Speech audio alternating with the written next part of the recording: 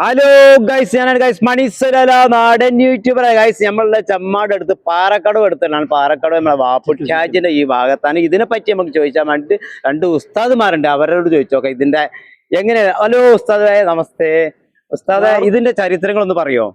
ദാർൽഹുദയെ കുറിച്ച് പറയുമ്പോൾ ഉലമ ഉമറ കൂട്ടായ്മയുടെ ഒരു ജ്വലിക്കുന്ന ഉദാഹരണമായി ദാർൽഹുദയെ പരിചയപ്പെടുത്താം. കേരളീയ മുസ്ലിം അസ്തിത്വം അത് രൂപപ്പെട്ടതും സാധിച്ചെടുത്തതും ഉലമ പണ്ഡിതന്മാരുടെയും ഉമറ നേതാക്കളുടെയും തോളോട് തോൾ ചേർന്നുള്ള അവരുടെ പ്രവർത്തനം കാരണമാണ്. ഇതിന്റെയൊക്കെ മേലെ സാദാത്ത് എന്ന സയ്യിദന്മാരുടെ ആത്മീയ തണൽ ഒന്നുകൊണ്ട് മാത്രമാണ് നാം ഈ നേടിയെടുത്ത വിപ്ലവങ്ങളൊക്കെ സാധിച്ചെടുത്തത്. പ്രത്യേകിച്ച് കേരളീയ മുസ്ലിം പരിസരത്തെ കുറിച്ച് പറയുമ്പോൾ പാണക്കാട് കുടുംബം ആത്മീയമായും രാഷ്ട്രീയമായും സാമൂഹികമായും പാണക്കാട് കുടുംബത്തിന്റെ നേത്ര തണൽ എന്നുള്ളത് വളരെ അഭിമാനകരമായ കാര്യമാണ്.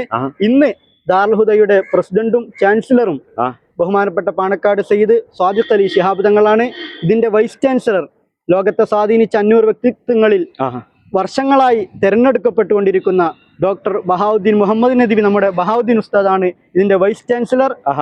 ജനറൽ സെക്രട്ടറി നമ്മുടെ സ്ഥാപക നേതാവ് ബാപ്പുട്ടി ഹാജിയുടെ തന്നെ മകനായ യു ഷാഫി ഹാജിയാണ്. ട്രഷറർ നമ്മുടെ ആദ്യകാല 5 സ്ഥാപക നേതാക്കളിൽ പ്രമുഖനായ സൈദലവി ഹാജിയാണ്.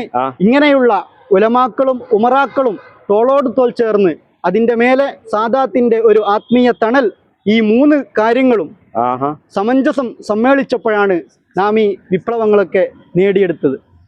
ചരിത്രങ്ങളൊക്കെ പറഞ്ഞിരുന്നു ഈ ഉസ്താദ്മാരെ, നമുക്ക് ചരിത്രങ്ങൾ പറഞ്ഞിരുന്നു. എന്തായാലും okay master, thank you sir. അസ്സലാമു അലൈക്കും.